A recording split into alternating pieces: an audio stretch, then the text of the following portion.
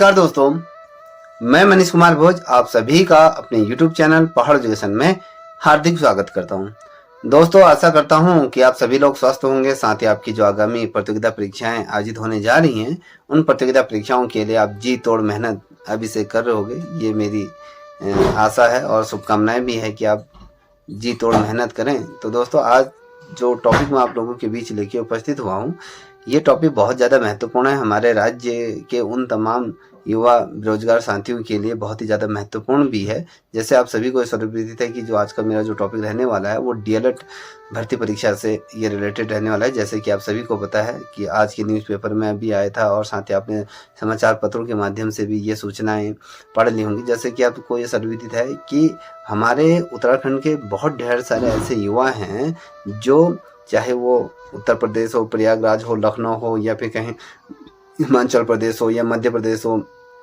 या जम्मू कश्मीर हो, या पंजाब हो, या ये तमाम अन्य अन्य राज्यों से क्या कर रहे हैं, वो डीएलएड की डिग्री ले आ रहे हैं। बड़ी आसानी से 1-1.5 लाख रुपए में उन्हें ये डिग्री मिल जा रही है। और दूसरी तरफ हमारे राज्य सरकार द्वारा क्या है, जितने भी हमारे प्रत्येक जनपद में जो जिला जो डाइट संस्थान है उनमें क्या है, 50-50 सीटें गवर्नमेंट के द्वारा ये द्विवर्षीय डिप्लोमा ये कराया जा रहा है, जिसमें 955 के आसपास ये पद यहाँ पर निकलते हैं। तो उसमें क्या होता है, प्रदेश भर में इसमें आप सभी को पता है कि परीक्षा कंडक्ट कराई जाती है और इसमें बहुत से अभ्यर्थी क्या करते हैं, जी तोड़ मेहनत इस परीक्षा के लिए करते हैं। और जो इस परीक्षा में जो निकलते हैं उसके बाद उनकी काउंसलिंग होती है। काउंसलिंग के बाद उन्हें जो जनपद आवंटित होते हैं, कोई अल्मोड़ा, कोई बागेश्वर, कोई पिथौरागढ़, कोई देहरादून, कोई हल्द्वानी, इस तरीके से क्या होते हैं, जनपद आवंटित होती हैं।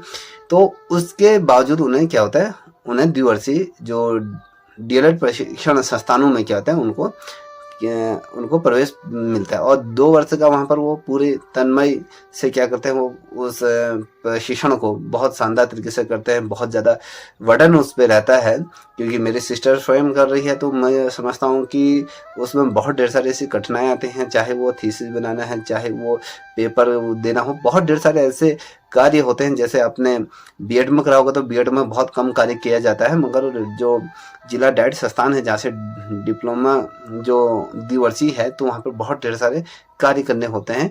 तो ये लेके चले कि तो पहले तो उत्तराखंड के प्रदेश के तमाम युवा जो बीए कंप्लीट कर चुके हैं, वो सभी अभ्यर्थी उसमें 1-1.5 लाख के ऊपर वो अभ्यर्थी उसमें प्रतिभाग करते हैं। उनमें से कुछ 900-1000 के आसपास क्या होता है, अभ्यर्थियों का चयन होता है, वो भी मेरिट बहुत हाई जाती है।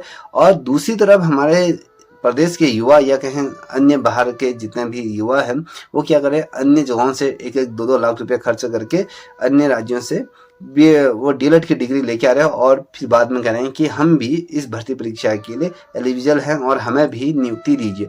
देखिए, उन अभ्यर्थियों के लिए कितना बड़ा खिलवाड़ है। एक तरफ से देखा जाए कि एक बच्चा दिन रात मेहनत करता है, मेहनत करने के पश्चात वो डीएलएड की परीक्षा देता है। जैसे आपको पता है, अगले महीने डीएलएड की परीक्षा होने वाली, बड़ी जद्दोजहद से मेहनत करता है, कोचिंग कर रहा है और दिन रात एक कर रहा है। उसके पश्चात वो पेपर देता है, पेपर में भी उसका मेरिट में लिस्ट में नाम आता है नहीं आता, बड़ी जद्दोजहद होता है। और दूसरी तरफ जो बच्चा सिर्फ ग्रेजुएशन कर ले जाता है, पैसा है तो बाहरी राज्य से डीएलएड करके आ जाता है और फिर क्या करता है, वो दावा ठोक देता है कि मुझे भी डीएलएड व्यावसायिक अध्यापक भर्ती परीक्षा में मुझे भी नौकरी चाहिए।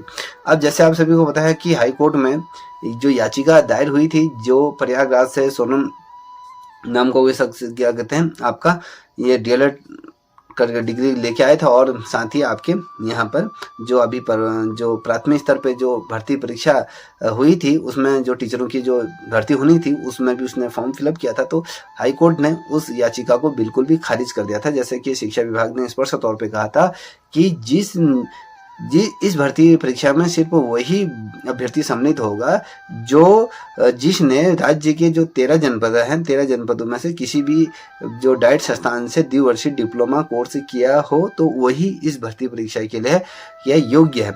और बहुत ढेर सारे अभ्यर्थियों ने जो अन्य राज्यों से करके आए थे, वो भी इसमें कोर्ट चले गए थे कि हम भी पूरी योग्यताएं रखते हैं, तो हमें भी इसमें क्या किया जाए, सम्मिलित किया जाए। तो स्पष्ट तौर पे जब ये विज्ञापन आया था, विज्ञापन में स्पष्ट तौर पे उसमें उल्लेख किया गया था कि अन्य जो राज्यों के नहीं, सिर्फ जो क्या बोलते हैं उत्तराखंड के जो 13 जनपद हैं, उन 13 जनपदों में से किसी भी जनपद के जो डाइट संस्थान है वहाँ से अगर डीएलएड का कोर्स किया है तो वही अभ्यर्थी इसमें क्या होगा, पात्र होगा। तो इस कंडीशन में बहुत ढेर सारे अभ्यर्थी क्या हो गए, बाहर हो चुके हैं। अभी भी बहुत से बच्चे क्या कर रहे हैं, अन्य राज्यों से डीएलएड कर रहे हैं। मैं आप लोगों से ये अनुरोध करना चाहता हूँ कि इस प्रकार से ना करें, क्योंकि आपका पैसा भी जाएगा, आपकी डिग्री भी किसी काम नहीं आएगी। इससे अच्छा जो 2-3 लाख रुपए आप दे रहे हो तो 10-20 हज़ार रुपये की अच्छी कोचिंग कर लीजिए। और साथ ही जो प्रॉपर चैनल से एक जो चैनल होता है ना कि आप टेस्ट निकाल लिए, फिर जाके जो डाइट संस्थान हैं अलग अलग जनपदों में वहाँ पर प्रवेश पाइए और आप लोगों का वहाँ पर से सिलेक्शन होगा। तो आप शॉर्टकट मत मारिए, शॉर्टकट मारोगे तो आने वाले भविष्य में उसके दुष्परिणाम देखने को मिलेंगे। बेसिकली आपको अगर नौकरी मिल भी जाएगी जिसमें जो आपके डॉक्यूमेंट वेरिफिकेशन होगा, उस समय आपके किस यूनिवर्सिटी से आपने ये प्राप्त किया है, फिर पूरी तरीके से उसके जाँच पड़ताल होती है। फिर जाँच पड़ताल में आप फर्जी पाए जाओगे तो उस कंडीशन में आपकी नौकरी भी हाथ से जाएगी और बदनामी भी अलग होगी। तो सोच समझकर ये डिसीजन लें और इस प्रकार से कृत्य ना करें। ओवरऑल जितने भी लोग कर रहे हैं तो ये लेके चलिए कि आप बहुत गलत कर रहे हो, इस प्रकार से बिल्कुल मत करिए। आप अपने माँ बापू का पैसा सिर पर बर्बाद कर रहे हो। इससे अच्छा तो आप ये जो टेस्ट आप लोगों ने जो फॉर्म भरेंगे उन फॉर्मों को फिलअप करिए और साथ ही आप क्या करिए, अच्छे नंबर लेके आइए। और जो मेरिट लिस्ट में आओगे तो आपको अलग अलग जनपदों में, जहाँ पर आपका निकटतम जो जनपद है उस जनपद में आपको ये डाइट संस्थान में द्विवर्षीय डिप्लोमा का प्रशिक्षण करने का मौका मिलेगा। अब जब आप शॉर्टकट मार रहे हो तो उसका कोई भी अच्छा परिणाम निकल के समक्ष नहीं आएगा, जहाँ तक मुझे लगता है। तो जितने भी अभ्यर्थी ये सोच रहे हैं कि हम अन्य राज्यों से कर लें तो इस चीज़ से बचिएगा। अभी बहुत ढेर सारे ऐसे बच्चे मेरे संपर्क में हैं जिनका भी दूसरा सेमेस्टर चल रहा है, तीसरा सेमेस्टर चल रहा है।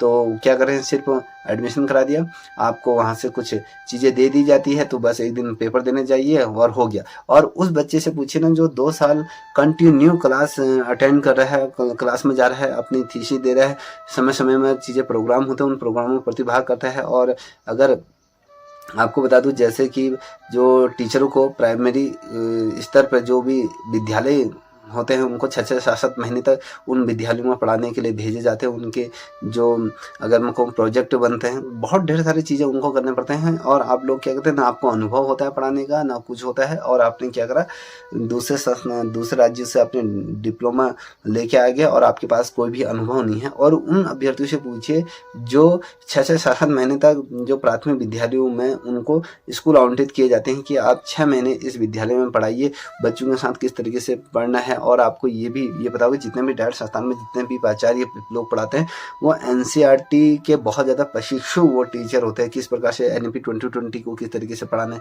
बच्चों का बौद्धिक कौशल किस प्रकार से बढ़ाना है, बच्चों के जो उनके समझ को उनके आधार पर किस तरीके से उनका सिलेबस तैयार करना है, तमाम चीज़ें होते हैं। मूल्यांकन किस प्रकार से करना है, जो प्रतिफल मूल्यांकन होता है वो किस प्रकार से करना है, तमाम चीज़ें होती हैं। और आप लोगों को कुछ नहीं आता है, आप कहते हो कि हमें सिर्फ इस भर्ती परीक्षा में हमारे पास हमने दूसरे राज्य से लेके आए, हमें अभी नियुक्ति दी है, ऐसा नहीं हो सकता है। तो मैं आप सभी से कहूँगा जो ये सोच भी रहा है, जो वर्तमान समय में कर भी रहा है, तो जो कर रहा है तो उसकी डिग्री किसी भी काम की नहीं है, इस चीज़ में मत पढ़िए। बहुत से लोग कहेंगे हाँ यार इससे हमारी नौकरी लगी, आने वाले समय में वो नौकरी आपके लिए गले की फांस बन जाएगी। इतना ध्यान रखिएगा।